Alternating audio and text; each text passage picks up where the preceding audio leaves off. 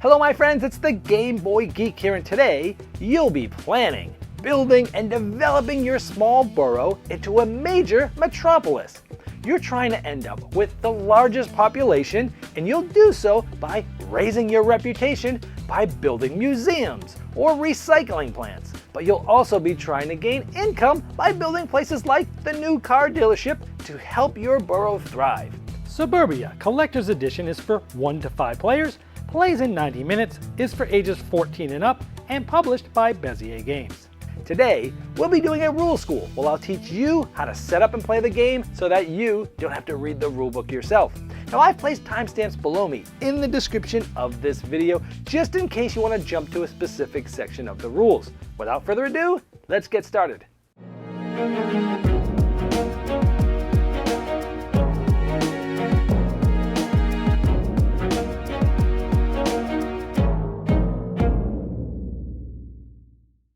Suburbia Collector's Edition is a city building game for 1 to 5 players where you'll be trying to have the highest population at the end of the game.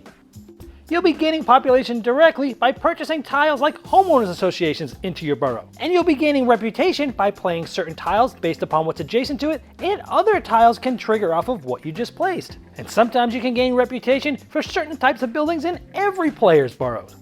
And gaining reputation is great because every round you'll get that much population, which essentially is points. But you also need lots of income because that money is going to help you buy better tiles that come out as the game goes on. The game has public goals that you're shooting for, like most residential buildings or most contiguous lakes, to get population at the end of the game. But each player will also get a secret goal. And the Collector's Edition comes with 3 expansions that give you new tiles, goals, and new ways to play, along with amazing game trays for storage, and they help you play the game as well. I'm going to be teaching you how to set up and play the base game for 2 to 4 players. The first thing you'll do is get all of the tiles. There's 3 different types, A's, B's, and C's, and you'll place them lakeside up like this in the same stack. So this is all A's, this is all B's, this is all C's. On the back side of these, they all have different types of places like the farm, but you're going to have them all so they are all lakeside up in 3 different stacks, A, B, and C. Now you're going to want to make sure that you're not using any of the tiles from any of the 3 expansions that are in this Collector's Edition. And you'll know that by looking for these icons in the lower right of the tile. The tie is for the Suburbia Inc., the star is for 5-star, and the moon is for nightlife. Make sure none of the tiles you're using have any of those icons on them. You won't need them playing the base game. Next, you're going to get the market tray, and you're going to place this market board right in the middle of it with the blue side up because we're playing up to 4 players here. Now once you shuffle all these A-stack tiles, you're going to place 7 of these face up in this real estate market. And so it might look something like this now. Now you know that it's 7 because, well, number 1, when you get past 7, it says no more here. Plus, on the A section, all of the bottoms here say 7. Now, for the rest of this, we're going to look at this chart here, whether it's 2, 3, or 4 players. Of course, the solo game's not part of this video, but you'd use this as well. We're going to set up for 3 players, for example. So in addition to the 7, we're now going to take 11 of these tiles and place it right here. The rest can be placed back in the box because you're not going to be using every tile every game.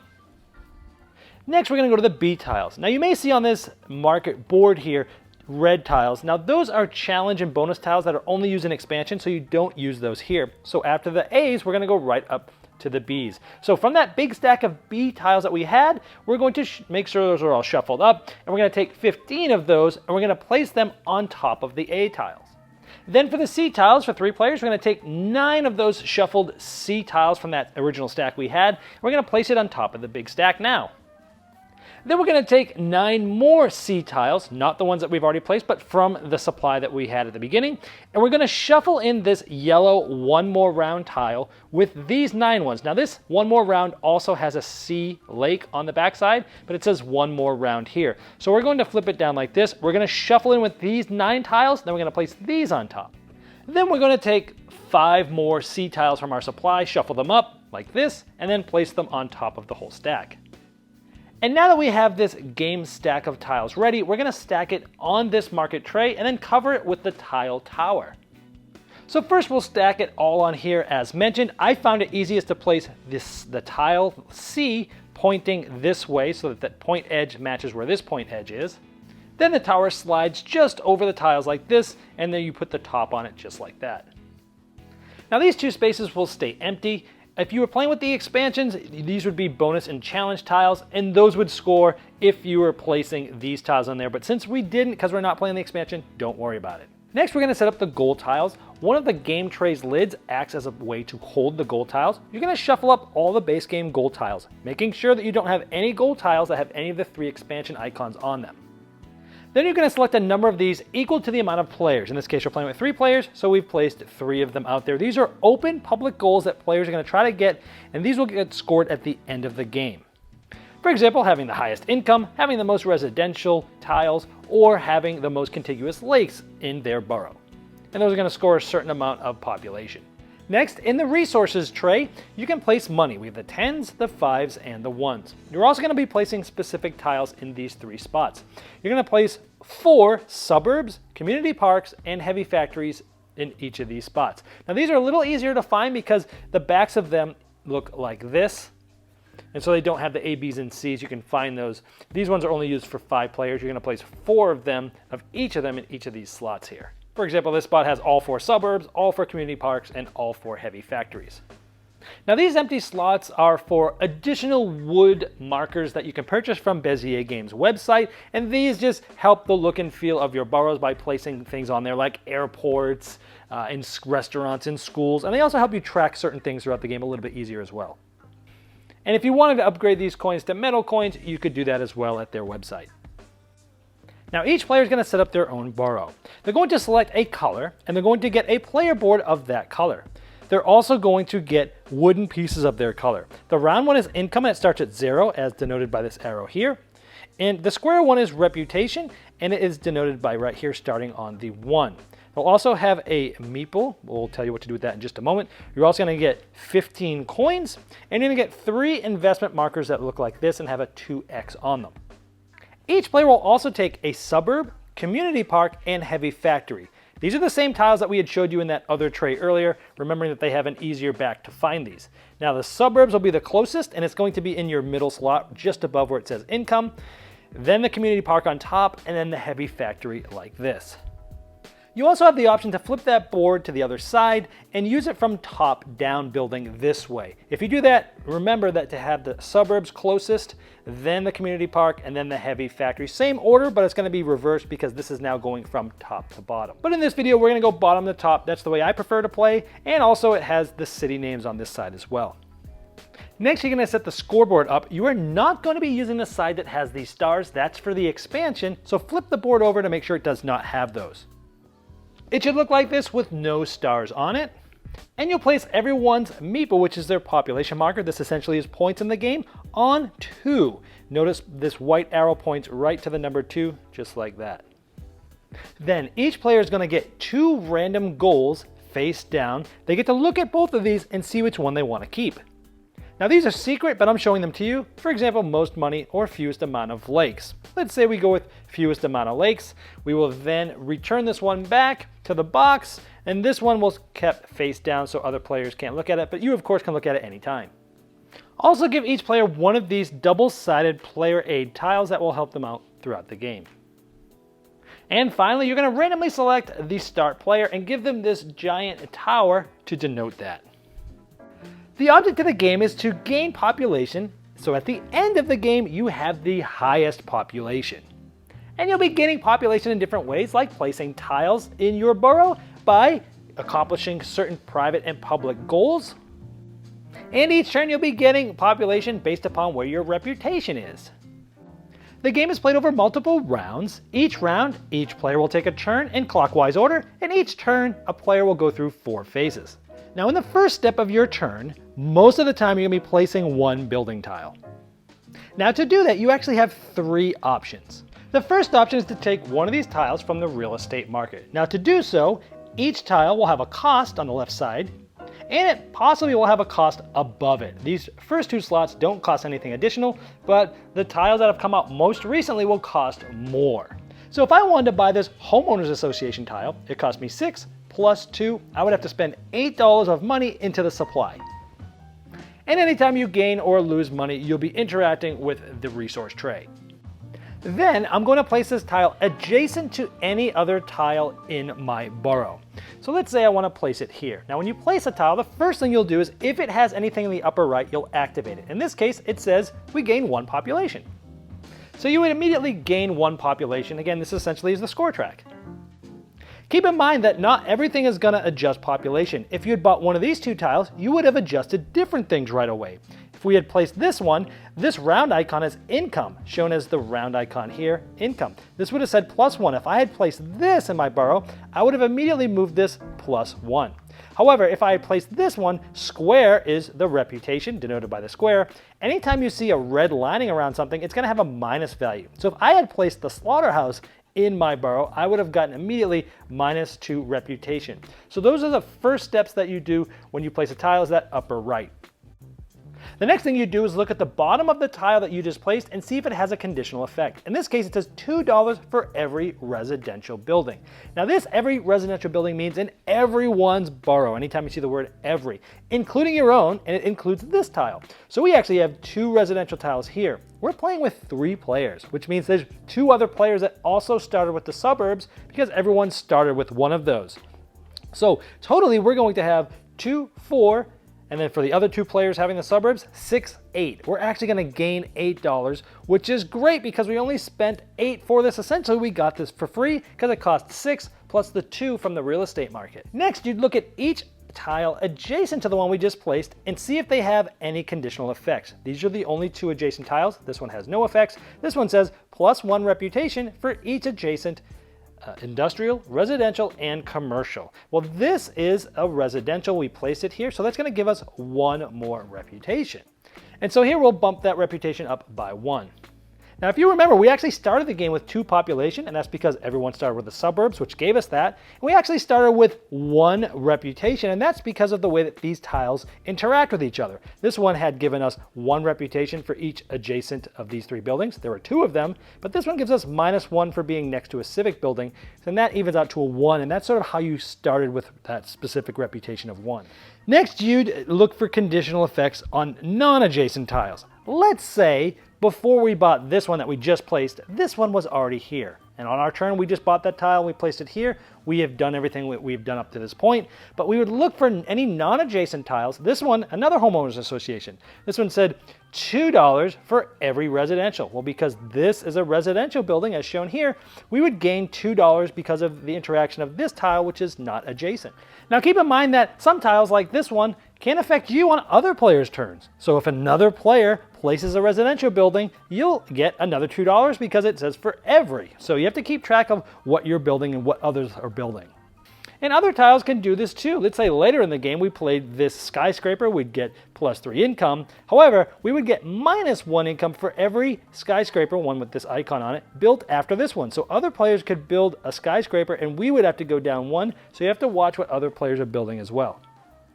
Now, instead of taking a tile from the real estate market, as we previously showed, you can decide to take a basic tile. Now, these tiles are the suburbs, community parks, and heavy factories in the resource tray. These are the same 3 starting tiles that everyone starts out with.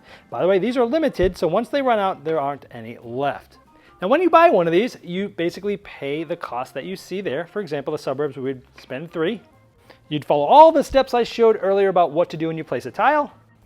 But then you must discard a tile from the board, and you only pay what's on the real estate market. So if I want to discard this one because I don't want someone else to have it, it's $10 all the way down to free. So let's say I didn't want to spend any extra money. I would discard this one for free. Now the third possible option you have when taking a tile is using it as a lake. Now, what you do is you select any of the tiles that are in this real estate market and you pay only the cost of the real estate market, just like we just did when we discarded. This one would cost 10, this one would be free. Let's say we take this one for free.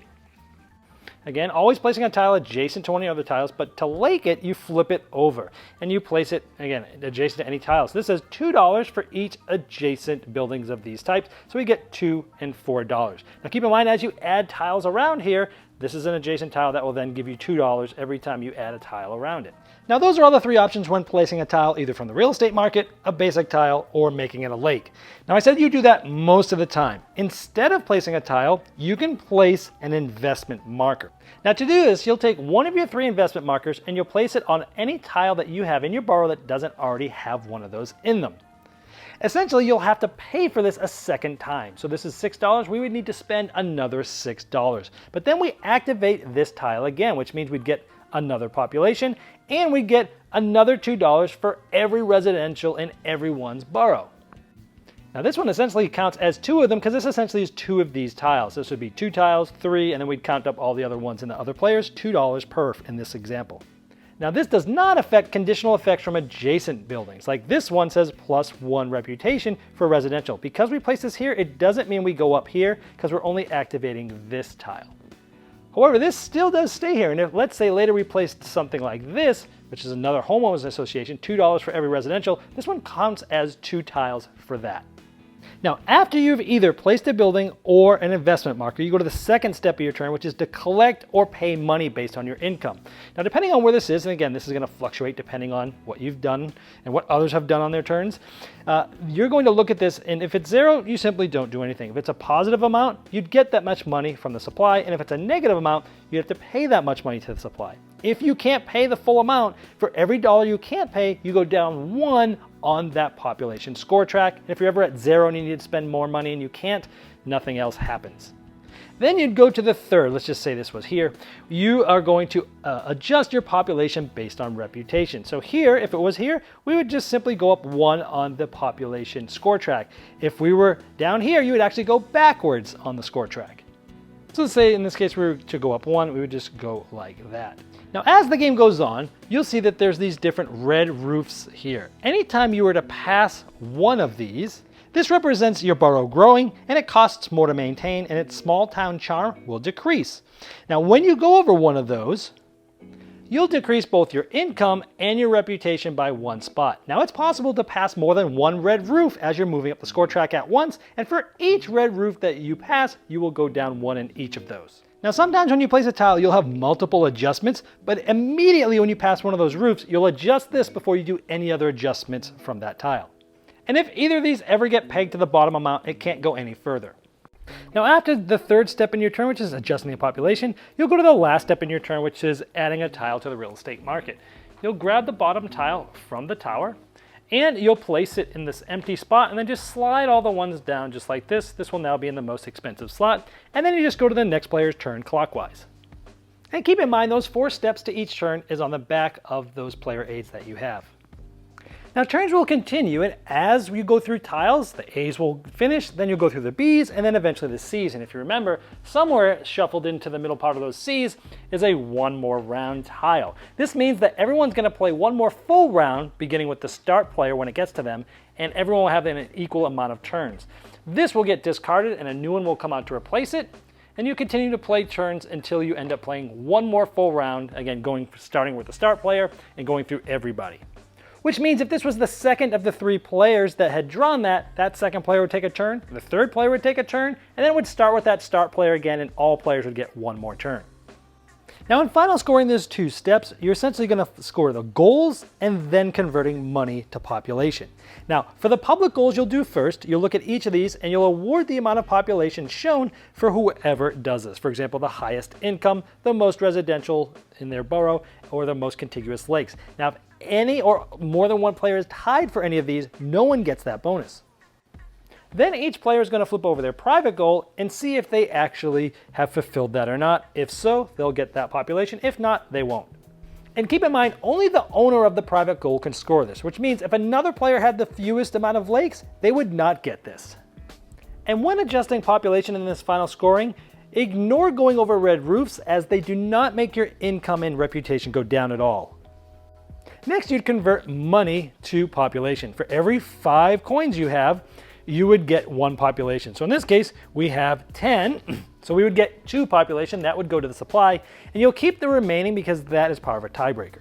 At this point, whoever's the highest on the population track is the winner. However, if it's tied between those tied players, And if it's tied, the player with the higher reputation wins. If it's still tied, the player with the higher income wins. If it's still tied, the player with the leftover remaining money wins. And if it's still tied, you play another game of Suburbia to see who wins. And if you want to know specific rules of all the individual tiles, there is a guide that comes in the game that talks about every tile in the game in detail. Well, I hope this helped you dive right into Suburbia Collector's Edition and get to the fun quicker than you normally would if you had to read the rulebook yourself. Now, if you have further questions about the rules, I've placed a link below me in the description of this video, and that's the best place to ask them because not only will I be notified, but so will Bezier Games.